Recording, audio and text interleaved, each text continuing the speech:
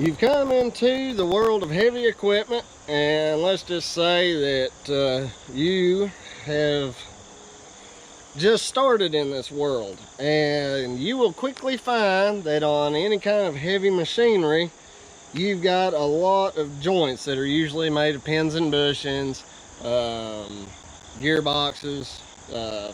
It's pretty much everything that moves on a heavy machine has a grease fitting, and you're rapidly going to have the grease gun, become your best friend. You're going to use it multiple times a day.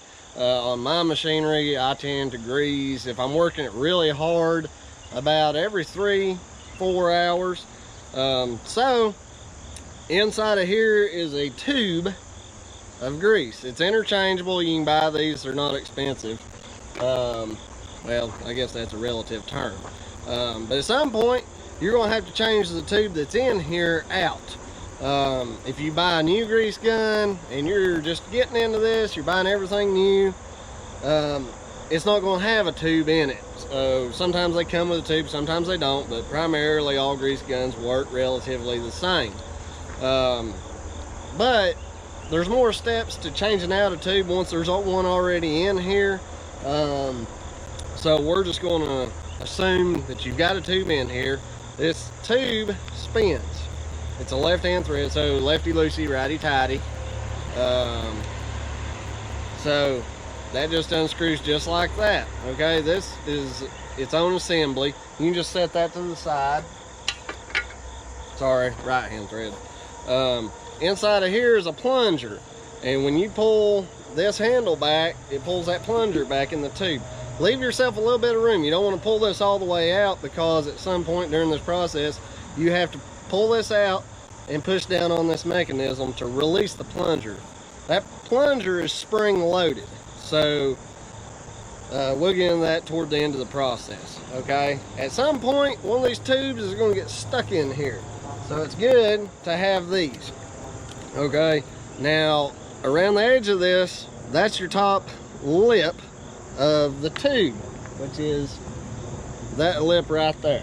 Okay, you've got to be careful. You know, sometimes you can just pull on that or stick your thumb in there and pull it, but if it's stuck, you just hook on the inside of this lip and then pull your jaws shut,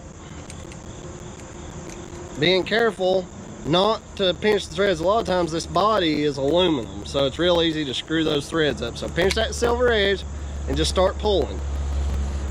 Okay, most of the time that'll come out easy, sometimes not.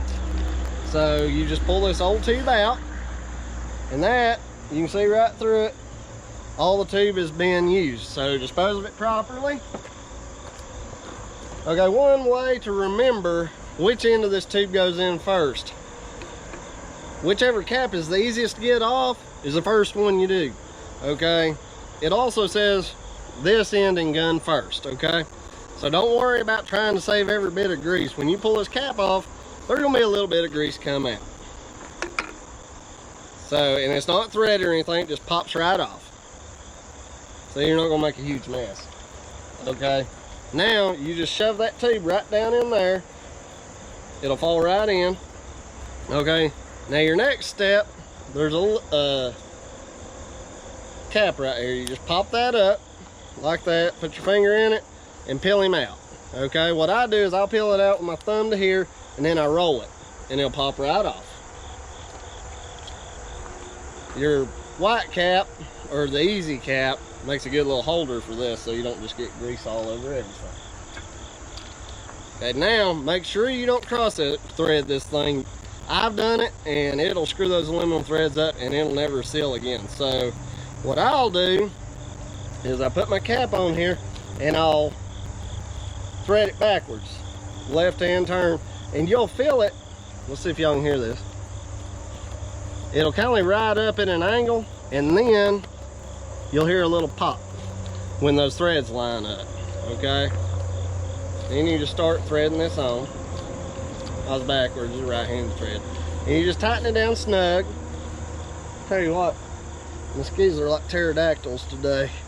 What happened, had rain in weeks, so just snug him up. Okay, now put your finger on this, pull out on the plunger and push down on this, and that'll release. Right now this has got this plunger in a bind, so just pull him, push that down, push it in, release. Okay,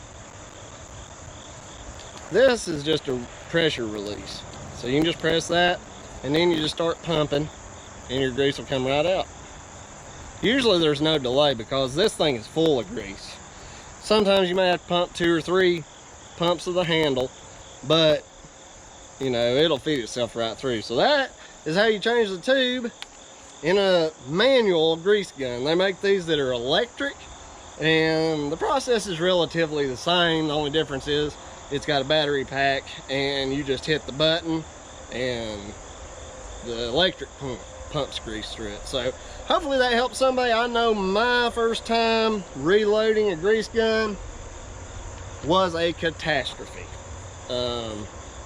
I've always been a self-teacher, and that's kind of synonymous with learning everything the hard way. But a lot of times I just don't know people in this industry that have time to teach me. So I found YouTube to be a big help, and even videos that I learn stuff on, I try to make my own video of the same thing, only I try to improve upon it, and I try to be a little bit more detailed. Some people just say, you just unscrew this thing, pull the plunger, you know, throw it together, and they don't take the time. I try to envision that somebody's sitting there trying to do this as the video is playing, and I don't want them to have to hit pause, do a step, play, you know. So I'm out here to help you guys. If you have any questions about something as simple as this, drop it in the comments. It would humble me greatly if you guys would subscribe to my channel, and hopefully I can help you again someday. You guys have a great day. Get out there on some heavy equipment and have some fun.